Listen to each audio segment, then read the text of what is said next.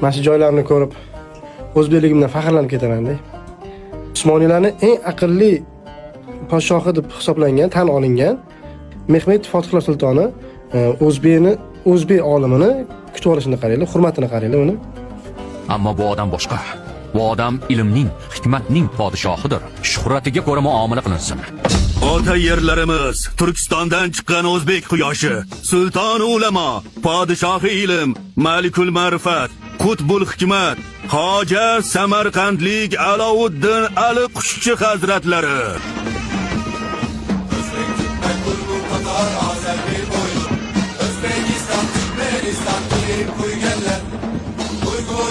Yo'q.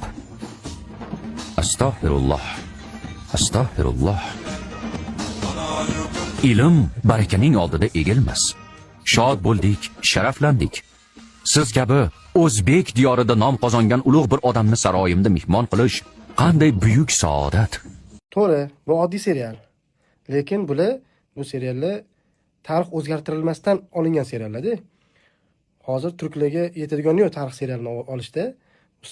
Hukmdor Usmon, Ertuğrullar zo'r ishlangan, haqiqatan cho'tki ishlangan. Bir ko'rsanglar maza qilasizlar.